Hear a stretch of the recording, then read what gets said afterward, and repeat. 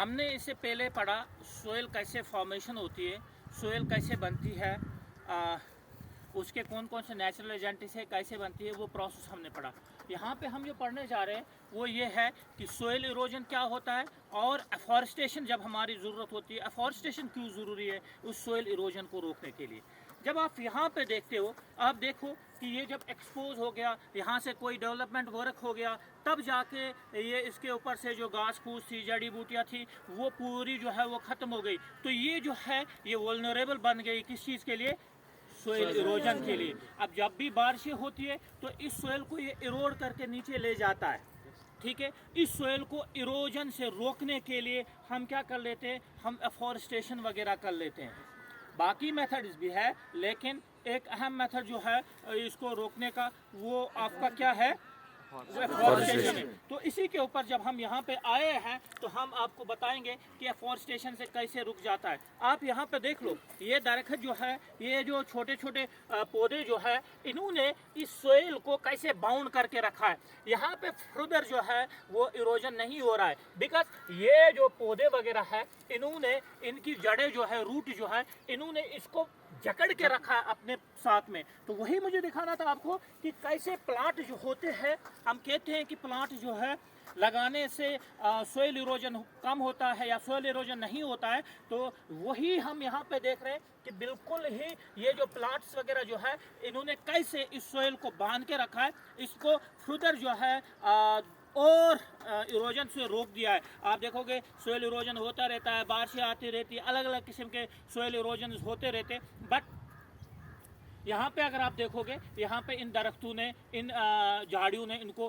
बांध के रखा है, इनके रूट्स ने। तो इसीलिए हम ये हमेशा कहते हैं कि भाई हमें फॉरेस्टेशन करनी चाहिए, हमें दरख्त लगाने चाहिए, ज़्यादा से ज़्यादा दरख्त लगाने चाहिए, ताकि हम इस सोयल को बचा सके। जैसे पिछले वाले लेक्चर में मैंने आपसे कहा कि सोयल जो है इसको 300 से 400 साल लग जाते हैं बनने में, एक ही सोयल को। तो बड़ी आसानी के साथ इसको हम ज़ाया होने नहीं देंगे, ख़त्म होने नहीं देंगे। तो वो किसकी वजह से हो जाता है? ज़्यादातर सोयल इरोजन की वजह से हो जाता है। तो यहाँ पे आप देखो, यहाँ पे ज़्यादा ही कुछ हो रहा है अगर आप इस तरफ अगर देखोगे। क्यों? क्योंकि यहाँ पे आपको दरख्त वगैरह देखने को नहीं मिलते, यहाँ पे पेड़ पौधे नहीं है जो इसको अपने साथ बांध के रख सके। लेकिन यहाँ पे अगर आप देखोगे तो इस साइड में आपको डिफरेंस खुद ही दिखता है। आप देखिए यहाँ से ये तो नीचे तक है, वहाँ ऊपर तक वो निकल गया है, यही इरोजन होता हुआ ये ऊपर तक निकला है और ये चला जाएगा, क्योंकि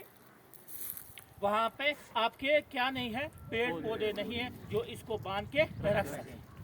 समझ में आ रही बात? तो इस तरीके से हम कह सकते हैं कि सोयल इरोजन को हम रोक सकते हैं। पात गई सोयल इरोजन एक अलग अलग कुंजाइश शीट इरोजन गसा, कुंजाइश गली इरोजन गसा, और ये अलग अलग जगहों पे अलग अलग किस्म के सोयल इरोजन्स वगैरह होते हैं, जैसे आप लोगों ने पढ़ा है। लेकिन यहाँ पे आपने देखा, अपनी आंखों देखी कि किस तरीके से इस सोयल इरोजन को हम रोक सकते हैं। चलो आगे देखो, हमने सोयल इरोजन पढ़ा, अब आपको गली इरोजन दिखाना था। ये मैन लैंड है, आप देखिए यहाँ से आपको यहाँ बराबर दिख रही है, लेकिन इसमें क्या हुआ है कि जब ऊपर से पानी आ गया, ये स्लोप से जब पानी आ गया, तो इसने यहाँ से इसको इरोड करके लिया, इस पानी को यहाँ, इस मिट्टी को अपने साथ उसने कुरेद के लिया और यहाँ पे बड़ी चैनल जैसी बना दी, ठीक है। आप ऊपर से देखोगे प्लेन है, यहाँ से भी प्लेन है, यहाँ से भी, और बीच में से इसने इस मिट्टी को अपने साथ उड़ा के लिया है। तो इस तरह की इरोजन को हम गली इरोजन कहते हैं। गली इरोजन इस तरह की इरोजन को कहते हैं जहाँ पे आपको डीप चैनल जैसी, डीप नालियाँ जैसी जो है वो देखने को मिलती है। तो यह बनाओ, क्या बनाओ? क्या बनाओ? गली इरोजन बना। यह किताब में तुझे डायग्राम हो, मगर तो वो लायो कि गली इरोजन एस का बनो, ठीक है। समझ में आ रही बात? इसके बाद हमारा अलग शीट इरोजन है, वो हम आगे जाके शीट इरोजन देखेंगे। चलो